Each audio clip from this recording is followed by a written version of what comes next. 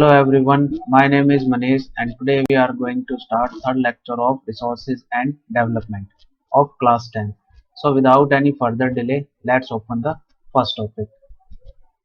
So we will talk about land degradation. अब तो first point क्या कहता है कि large scale soil erosion caused by running water and wind. अब जो सोइल इरोजन होता है जो लार्ज स्केल पर होता है, बहुत बड़े स्केल पे ऊपर, और उसके कॉजेज क्या हैं? एक तो रनिंग वाटर है, दूसरा क्या कहता है? विंड है। इस नेक्स्ट पॉइंट कहता है हमारा dumping of waste material from mining centres and industrial units. अब देखो, जो माइनिंग सेंटर्स हो गए, इंडस्ट्रियल यूनिट हो गए, उनसे भी बहुत सारा वेस्ट मटेरियल निकलता है, उसको भी लैंड के अंदर क्या कर देते हैं? वो डंप कर देते हैं, जिसकी वजह से क्या होता है? लैंड डिग्रेडेशन होता है। फिर नेक्स्ट पॉइंट कहता है over irrigation leads to increase in salinity and alkalinity in the soil. अगर हम ओवर इरिगेशन करते हैं तो उससे क्या होता है कि सोइल की जो सैलिनिटी है और जो अल्कलिनिटी है वो भी क्या हो जाती है? इंक्रीज हो जाती है। So these are the causes of land degradation. ठीक है जी। नेक्स्ट पॉइंट हमारा over grazing by animals and deforestation by man. अब देखो, डिफोरेस्टेशन जो कि मैन करता है, और अगर एनिमल ओवर ग्रेजिंग करते हैं तो इससे भी क्या होता है? लैंड डिग्रेडेशन होता है।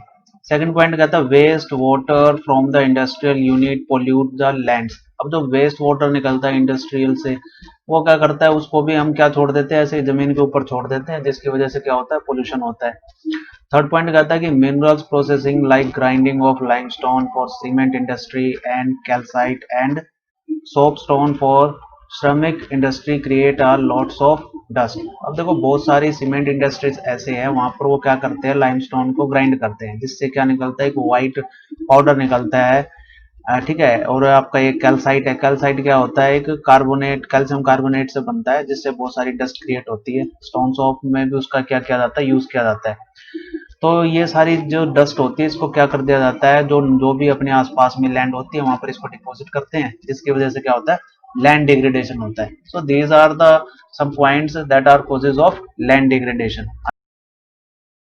About some land conservation measures. अब देखो, लैंड को कंजर्व करने के लिए क्या क्या मेजर्स लिए गए हैं उनके बारे में हम बात करेंगे। तो फर्स्ट पॉइंट कहता है कि soil erosion can be prevent bye ending deforestation.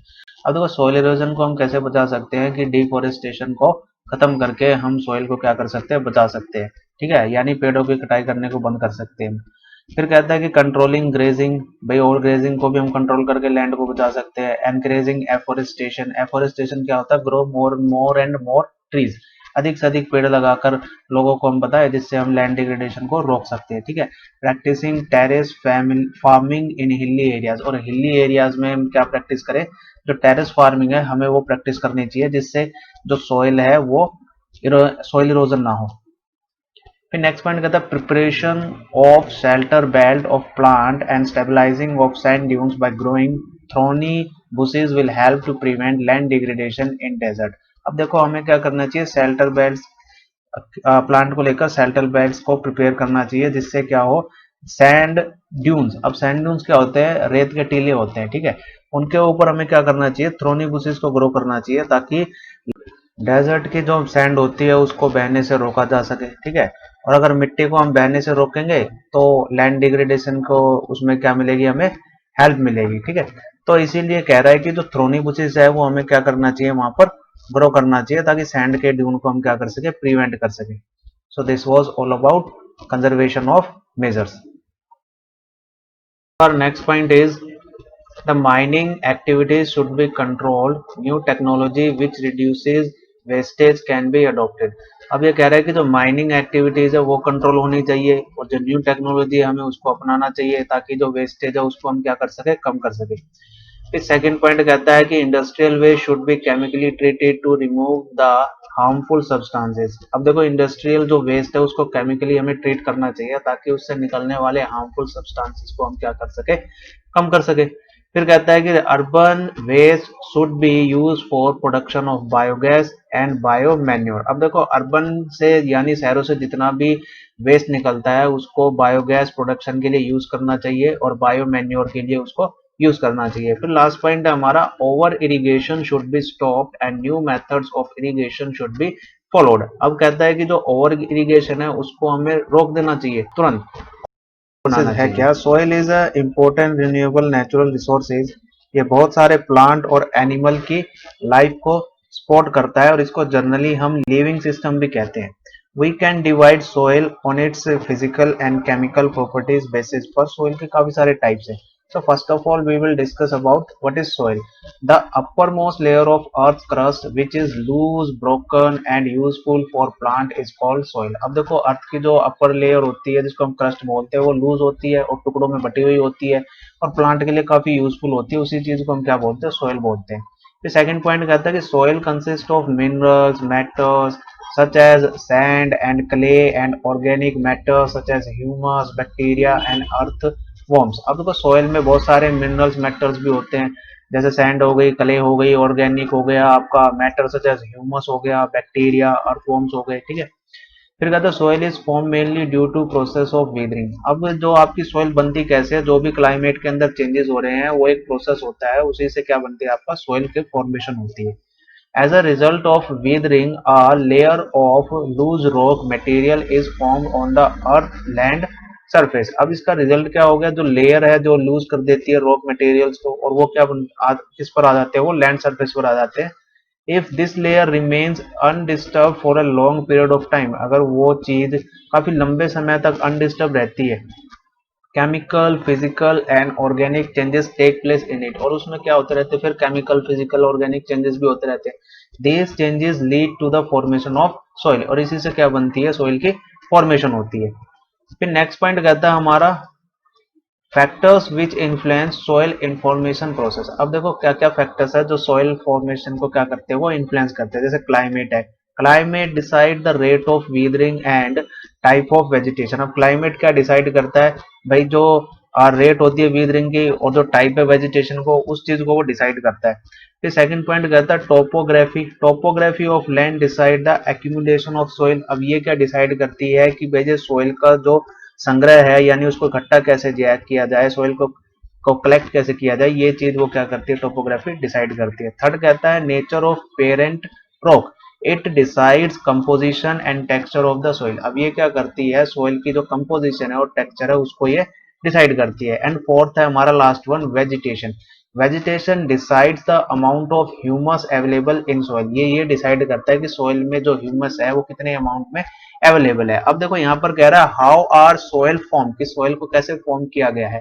तो क्लाइमेट अपना इंपॉर्टेंट रोल प्ले करता है, ये भी एक सर्कल है सोइल फॉर्मेशन का। फिर जो ऑर्गेनिज्म है वो भी इसमें क्या करते हैं, जैसे वॉर्म है, अर्थवॉर्म्स, वो सोइल को में क्या करते हैं, ऑक्सीजन पास करने में हेल्प करते हैं। फिर पेरेंटल रॉक्स है, जिससे रेन होती है, रेन से वो टुकड़ों में टूट कर नीचे आ जाती है, ठीक है। फिर टाइम उसमें प्रोसेस होता है, जैसे अभी मैंने बताया केमिकल प्रोसेस हो गया, फिजिकल प्रोसेस हो गया, ठीक है। और फिर टोपोग्राफी क्या करती है, वो उनको कलेक्ट कर लेती है, ठीक है। कलेक्ट करने के बाद उसको सोइल की क्या कर देती है, कन्वर्ट कर देती है और सोइल की फॉर्मेशन हो जाती है। So this was all about factors which influence soil formation process. फिर नेक्स्ट पॉइंट आता है हमारा, अब देखो 6 टाइप्स ऑफ सोइल। अब पहला है हमारा ब्लैक सोइल, फिर सेकंड आता है हमारा लेटराइट सोइल, एंड थर्ड है हमारा एलुवियल सोइल, फिर आता है हमारा डेजर्ट सोइल, एंड फिफ्थ है हमारी माउंटेन सोइल, एंड लास्ट में हमारी red soil. So we are going to discuss in briefly. तो first of all we are going to talk about alluvial soil. अब देखो एलुवियल सोइल होती क्या है, alluvial soil is the most fertile and wide spread soil found in India. India में सबसे ज्यादा fertile soil है ये और सबसे ज्यादा पाई जाती है इंडिया के अंदर। It is formed due to the deposition of fine silt called alluviums by the rivers. अब देखो ये बनती कैसे है, नदियां इसको बहाकर लेकर आती हैं, इसीलिए काफी ज्यादा फाइन सिल्ट होती है। काफी फाइन मतलब बहुत फर्टाइल होती है भाई, काफी बारीक होती है, ठीक है। It is found in the northern plain. अब देखो ये नॉर्दर्न प्लेन्स में पाई जाती है, Gujarat plains and the coastal plains. Gujarat plain और कोस्टल प्लेन में भी ये पाई जाती है। अब ये कहता है कि it consist of sand, silt and clay. इसमें सैंड भी होती है, सिल्ट भी होती है, क्ले भी होती है। It is divided into khadar and bhangar. अब इसको खादर एंड भांगर में भी डिवाइड किया जाता है। खादर हो गई न्यू एल्यूवियम सोइल, ठीक है, और जो भांगर है वो आपकी ओल्ड एल्यूवियम सोइल होती है। It contains soil nutrient such as potash, phosphoric acid and limes. ये इसके न्यूट्रिएंट्स है जो इस सोइल के अंदर पाई जाती है। So it is fertile and good for growth of sugarcane, rice, wheat and pulses। और ये fertile है भाई, सुगर केन की ग्रोथ के लिए अच्छी है। राइस के लिए अच्छी है, व्हीट के लिए अच्छी है एंड पल्सेस के लिए भी ये काफी बहुत ही ज्यादा इंपॉर्टेंट है। Now we will talk about difference between bhangar and khadar. अब देखो भांगर एंड खादर में डिफरेंस क्या है। भांगर is the largest part of the northern plains. भांगर लार्जेस्ट पार्ट में पाई जाती है नॉर्दर्न प्लेन्स के अंदर and is compose of the oldest alluvium soil, और ये ओल्डेस्ट एलुवियम सोइल से बनी है। और खादर में अगर हम इसको कंपेयर करें तो flood plains form by the younger alluvium are called khadar. की जो फ्लड प्लेन्स होते हैं जिन एरियाज में बहुत ज्यादा फ्लड आते हैं वहां पर ये फॉर्म होती है, ठीक है। और ये इस वहां पर इसकी फॉर्म क्या होती है, यंगर। यंगर मतलब न्यू होती है, ठीक है जी। खादर आपकी new form of alluvium soil है और जो भांगर है वो ओल्ड एलुवियम सॉइल है। फिर सेकंड पॉइंट क्या था, they lie above the flood plains, they resemble terraces. अब देखो जो फ्लड प्लेन्स है उनके बीच में आते हैं, ठीक है, और जो टेरेसेस है उनको ये क्या करते हैं, रिजेंबल मतलब इकट्ठा कर लेते हैं। और इसको कंपेयर करते हैं तो soil in this region is renewed. अब जो सोयल इस रीजन के अंदर है वो उसको दोबारा से क्या करती रहती है, वो रिन्यू मतलब दोबारा से फॉर्म होती रहती है, ठीक है, एवरी ईयर, हर साल, एंड इज हाईली फर्टाइल, और इसकी जो फर्टिलिटी होती है वो बहुत ज्यादा हाई होती है। फिर थर्ड पॉइंट कहता है हमारा, the soil of this locally known as the kankar and is compose of calcareous deposits. अब देखो जो सोयल इसके अंदर पाई जाती है उसको लोकल लैंग्वेज में क्या बोलते हैं, वो कांकर बोलते हैं। और जो कैलकेरियस डिपॉजिट्स से ये क्या होती है, कंपोज होती है, यानी उससे ये बनती है, उसके जमा होने से।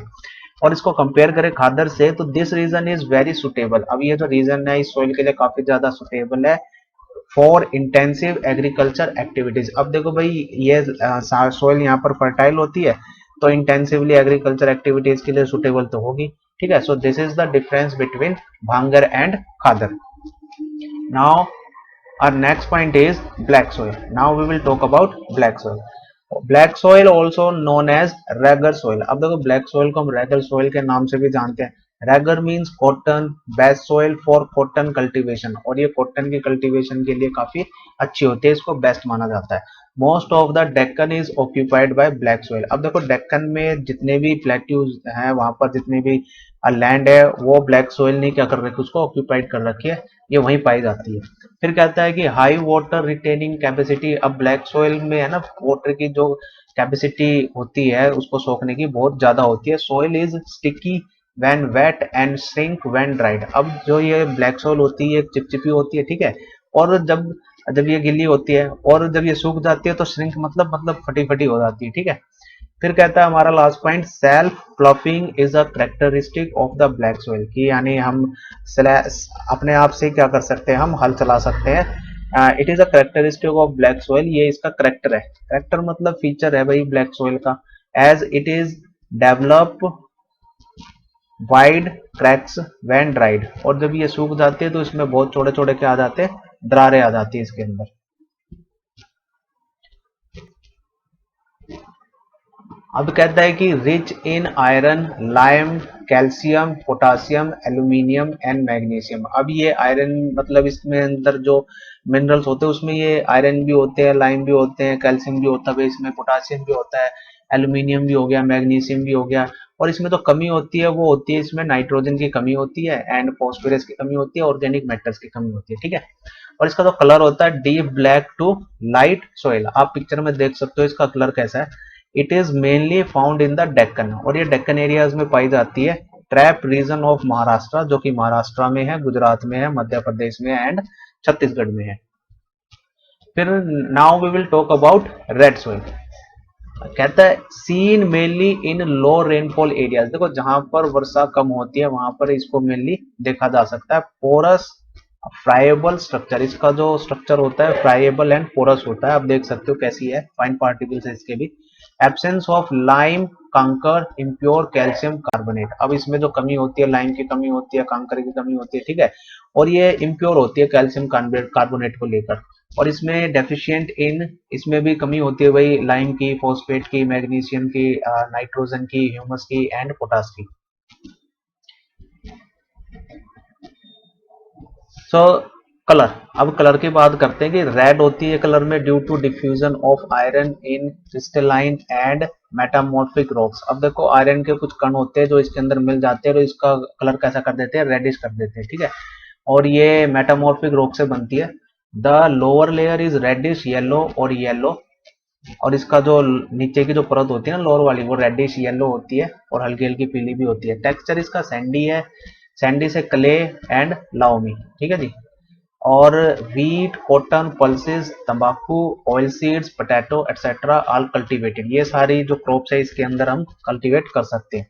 It is found in Tamil Nadu, Karnataka, Andhra Pradesh, Orissa, Chhattisgarh and Jharkhand. और ये कहाँ कहाँ पाई जाती है? तमिलनाडु में पाई जाती है, कर्नाटका में पाई जाती है, आंध्र प्रदेश में, उड़ीसा में, सब जगह ये पाई जाती है। सब जगह नहीं, मतलब ये जो भी मेंशन किए हुए हैं इसके अंदर। So now we will talk about laterite soil. अब लेटराइट सॉइल क्या होती है? Name from Latin word later which means brick. अब देखो जो लेटराइट वर्ड है ये कहाँ से लिया है? ये लैटिन वर्ड है, लेटर से लिया गया है, जिसका मीनिंग क्या होता है? ब्रिक होता है। ब्रिक मीन्स ईट हो गया। Become so soft when wet and so hard when dried. और ये क्या हो जाती है? बहुत सॉफ्ट हो जाती है जब ये गीली होती है, और बहुत हार्ड हो जाती है जब ये सूख जाती है। Found in the areas of the high temperature and high rainfall. देखो जहां पर टेम्परेचर हाई होता है, जहां पर हाई रेनफॉल होती है, ये वहां पर पाई जाती है। Formed as a result of high leaching due to rainfall. और इसका रिजल्ट क्या फॉर्म होता है भाई? जहां पर रेनफॉल की वजह से इसका जो लीचिंग मतलब जो चिपचिपापन है वो बहुत ज्यादा हाई हो जाता है। Organic matters of the soil will be remove fast by the bacteria as it is high temperature and humus will be taken quickly by the trees and other plants. और देखो जो ऑर्गेनिक मैटर है soil के अंदर, वो bacteria के through बड़ी तेजी से क्या करते जाते हैं? रिमूव करते जाते हैं, जब इसमें ह्यूमस और जो टेम्परेचर एकदम से तेजी से बढ़ता है, ठीक है। And humus will be taken quickly by the trees and other plants. और जो ह्यूमस होती है मिट्टी के अंदर, वो जो दूसरे प्लांट हो गए, ट्रीज हो गए, वो इसको क्या कर लेते हैं? जल्दी से ले लेते हैं। इसीलिए इसके अंदर जो ह्यूमस का जो कंटेंट है वो भी क्या मिलता है? काफी लो होता है। फिर नेक्स्ट आता है हमारा रिच इन नाइट्रोजन। अब देखो जो लेटराइट सॉइल है वो नाइट्रोजन में रिच होता है, पोटास में, पोटासियम में, लाइम ह्यूमस में। इसका जो कलर होता है वो रेड होता है ड्यू टू आयरन ऑक्साइड की वजह से। अब ये राइस, रागी, सुगरकेन, कैश्यू नट के लिए काफी ज्यादा अच्छी होती है कल्टीवेशन के लिए। It is good for cultivation of tea, coffee and cashew nut. अब देखो तो कैश्यू नट टी कॉफी के लिए भी काफी अच्छी होती है ये। इट इज फाउंड इन केरला, कर्नाटका, कर्नाटका में पाई जाती है, केरला में पाई जाती है, तमिलनाडु, मध्य प्रदेश, उड़ीसा एंड असम में ये पाई जाती है। फिर नेक्स्ट आता है हमारा एरिड सॉइल। अब एरिड सॉइल वो होती हैं seen under arid and semi arid conditions, जो मतलब शुष्क एरियाज में पाई जाती है। शुष्क मतलब जैसे डेजर्ट है, ठीक है, राजस्थान है, गुजरात है आपका, तो वहां पर आपकी एरिड सॉइल पाई जाती है। Deposited mainly by wind activities. और ये डिपॉजिट कैसे होती है? विंड एक्टिविटीज के थ्रू डिपॉजिट होती है, ठीक है। बड़े बड़े रेत के क्या बन जाते हैं? टीले बन जाते हैं। हाई सॉल्ट कंटेंट, और इन सॉइल में जो सॉल्ट का जो कंटेंट होता है वो काफी ज्यादा हाई होता है। Lack of moisture and humus, इसमें जो भाई मॉइस्चर है, जो ह्यूमस है, उसकी भी क्या होती है? कमी होती है। कंकर और impure calcium carbonate content is high which restrict the infiltration of water. अब जो कैंकर है और जो कैल्शियम कार्बोनेट जो कि इम्प्योर है, कंकर क्या होता है? कैल्शियम कार्बोनेट जब इम्प्योर होता है ना, उसको हम कंकर बोलते हैं। वो कंटेंट भी काफी ज्यादा हाई होता है, which restrict the infiltration of water, जो कि वाटर को फिल्टर करने में उसको एक तरह का रुकावट है। टेक्सचर होता है इसका सैंडी, कलर में ये रेड और ब्राउन होती है, और वेस्टर्न राजस्थान में ये पाई जाती है। Now we will talk about forest soil. Forest soil are formed in the forest areas where sufficient rainfall is available। अब देखो जो फॉरेस्ट सोइल है वो फॉरेस्ट में पाई जाती है, ठीक है, फॉरेस्ट एरियाज में पाई जाती है जहां पर सफिशियंट रेनफॉल अवेलेबल होती है। The soil worry in structure. अब देखो सोइल का जो स्ट्रक्चर होता है फॉरेस्ट सोइल का, वो क्या होता है? उसमें डिफरेंट डिफरेंट होता है, ठीक है, एक जैसा नहीं होता। Texture depending on the mountain environment. अगर माउंटेन के आसपास जो फॉरेस्ट है वहां पर उसका टेक्सचर वो अलग होगा, वेयर दे आर फाउंड, ठीक है, जहां पर वो बनी है। और अगर जहां नॉर्मली आपके फॉरेस्ट है, माउंटेन नहीं है, तो वहां पर सोइल का टेक्सचर अलग होगा।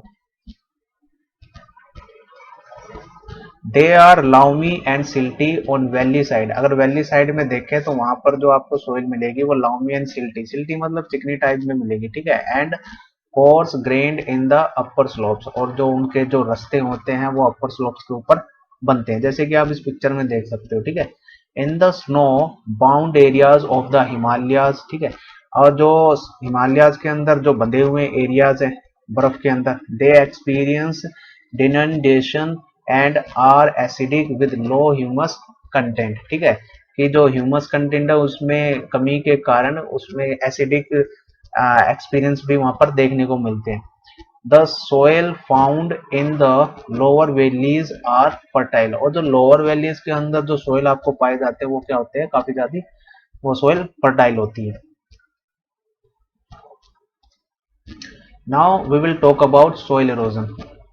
Removal of top soil from one place to another by natural agencies is called soil erosion. देखो, जो टॉप सोइल है उसको अगर वो रिमूव हो जाए एक प्लेस से दूसरे प्लेस पर bye natural agencies, natural agencies मतलब जैसे कोई फ्लड आ गया आपका या फिर तेजी से कोई हवा आ गई, इज कॉल्ड सोइल इरोजन। और वो जो अर्थ का जो अपर लेयर होती है उसको अगर वो बहा ले जाए उसको हम क्या बोलते हैं, सोइल इरोजन बोलते हैं। जैसे कि आप इस पिक्चर में देख सकते हो, ठीक है। It is caused by running water and wind, कि भाई तेजी से पानी बह रहा है या फिर अब विंड चल रही है तो वो अर्थ की जो अपर लेयर होती है उसको वो क्या करते हैं, वो काट देते हैं। Deforestation, overgrazing, unscientific agriculture practice are responsible for large scale soil erosion, कि भाई जंगलों की कटाई करना और ओवरग्रेजिंग यानी पशु क्या करते हैं वहां पर चरते हैं, जिससे जो लैंड के ऊपर की जो घास होती है वो कट जाती है, और फिर रनिंग वाटर वो जो मिट्टी को जो बांध के रखती है जो घास वो हट जाती है और वो फिर रनिंग वाटर की वजह से वो बह जाती है, ठीक है। अगर हम साइंटिफिक अनसाइंटिफिकली एग्रीकल्चर प्रैक्टिस कर रहे हैं तो वो भी लार्ज स्केल पर सॉइल इरोजन के लिए रिस्पॉन्सिबल है। Now we will talk about गलीज।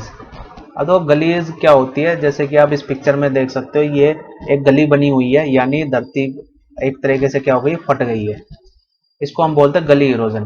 Two types, गली इरोजन एंड शीट इरोजन। अब देखो गली इरोजन के दो टाइप्स है, एक तो गली इरोजन होती है, एक शीट इरोजन होती है। The rain water when moves down on an uneven land scoops away the soil and form deep channels called गलीज।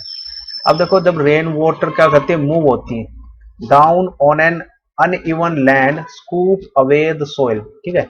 कि काफी तेजी से आपकी जो रेन की वजह से जो पानी बहकर आ रहा है और उस बहाव की वजह से बीच में क्या आ जाती है, दरारें आ जाती है, ठीक है। Away the soil and form the deep channels called gullies, और क्या बना देती है, वो डीप चैनल्स बना देती है, जैसा कि आप इस पिक्चर में देख सकते हो, यहाँ पर एरो लगाकर भी मैंने दिखाया हुआ है, ये क्या बना दिया, एक डीप चैनल बना दिया, इसी को हम क्या बोलते हैं, गलीज बोलते हैं, ठीक है। This type of erosion called gullies erosion, और ये किसकी वजह से होता है, रेन वाटर की वजह से होता है, ठीक है। जब वो ऊपर से लेकर नीचे की तरफ बहती है तो कटाव कर देती है। A land which is broken into many small parts by gullies is called bad land। अब देखो वो लैंड जो टूट जाती है बहुत छोटे छोटे पार्ट्स में गलीज की वजह से, ठीक है, उसको बोलते हैं बैड लैंड। अब bad land is unfit for cultivation, और जो बैड लैंड है वो कल्टीवेशन के लिए क्या है, अनफिट है, and for other economic activities, और जो दूसरी इकोनॉमिक एक्टिविटीज है उसके लिए भी ये क्या है, अनफिट है। Now we will talk about sheet erosion. अब शीट इरोजन क्या होता है कि sometimes water flows as a sheet over large areas down a slope, जैसे कि आप देख सकते हो कई बार वाटर फ्लो करता है, ठीक है, और जो अर्थ का जो अपर लेयर होती है उसको क्या कर देते हैं, वो बाहर ले जाते हैं, जैसे कि आप इस पिक्चर में देख सकते हो, ठीक है। यानी एरियाज डाउन अ स्लोप, उस स्लोप के ऊपर को काट देना वो क्या कहलाता है, आपका शीट इरोजन कहलाता है। The water takes away the top soil को वो हटा देता है। This type of erosion is called seed soil, जैसा कि आप इस पिक्चर में देख सकते हो कि गली तो काफी डीप होती है, ठीक है, और जो शीट इरोजन है यानी ऊपर की लेयर लेयर को बाहर ले जाना, इरोजन कर देना, शीट इरोजन कहलाता है। Now we will talk about soil conservation measures. अब देखो सोइल कंजर्वेशन के मेजर क्या क्या है उसके बारे में हम बात करेंगे। फर्स्ट कहता है कंटोर प्लॉफिंग। कंटोर प्लॉफिंग इसको बोलते हैं, जैसे कि आप पिक्चर में देख सकते हो ऐसे टेढ़ी मेढ़ी जैसे सांप होता है ना, तो इस टाइप की प्लॉफिंग को हम बोलते हैं काउंटर प्लॉफिंग बोलते हैं, ठीक है। अब ये कहता है कि ploughing along the contour lines can decelerate the flow of water down the slope. अब इससे क्या होगा, अगर हम ऐसी प्लॉपिंग करेंगे टेढ़ी मेढ़ी, तो जो वाटर है वो क्या हो जाएगा, आपका डिस्टर्ब हो जाएगा, ठीक है, और वो उसमें फिर डिस्टरबेंस होगी और वो क्या होगा, सोइल को वो इरोजन कर नहीं पाएगा और लैंड डिग्रेडेशन भी नहीं होगी, ठीक है। तो दिस टाइप की, ये जो इस टाइप की प्लॉफिंग होगी इसको हम क्या बोलते हैं, कंटोर प्लॉफिंग बोलते हैं। फिर नेक्स्ट आता है हमारा terrace farming. Terrace farming steps can be cut out on the slopes making terrace. अब देखो स्टेप्स को हम क्या कर देते हैं, कट कर देते हैं on the slopes making terrace, जहां पर हम क्या बनाते हैं, स्लोप्स बनाते हैं टेरेस के ऊपर, ये हिली एरियाज में बनाए जाते हैं। Terrace cultivation restrict soil erosion. अब जो टेरेस कल्टीवेशन है ये भी क्या करते हैं, सॉइल इरोजन को रोकते हैं, उसको बचाते हैं, ठीक है। आप इस पिक्चर में देख सकते हो कैसे।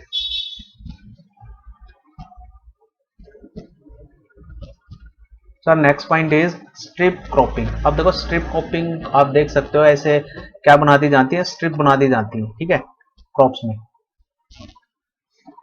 Large field are divided into strip, कि भाई जो लार्ज पर्टिकुलर फील्ड है उसको क्या कर देते हैं, वो स्ट्रिप्स में डिवाइड कर देते हैं। Strips of grass are left to grow between the crops, और जो स्ट्रिप्स होती हैं ग्रास की, उसमें क्या कर दी जाती है, बीच में जगह छोड़ दी जाती है जहां पर वो क्या कर सके भाई, क्रॉप कर सके। This break up the force of the wind, और इसका काम क्या होता है, जो फोर्स होती है विंड को उसको ब्रेक करना होता है, रोकना होता है। This method is called strip cropping. Now we will talk about shelter belt. अब देखो शेल्टर बेल्ट आप देख सकते हो, planting lines of trees to create shelter, ठीक है, इस तरीके से प्लांटिंग करना ट्रीज की कि वो क्या क्रिएट करे, शेल्टर क्रिएट करे। जैसे कि आप इसमें देख सकते हो, ये एक रो है ट्री की, ठीक है, एक रो ये हो गई और एक रो ये हो गई, ठीक है। अब ये क्या करती है, ये भी विंड को और जो वाटर है उसको ब्रेक करने का काम करती है, उसके फ्लो को भी रोकने का ये काम करती है, ठीक है। So this was all about this lecture. I hope everything is clear to all.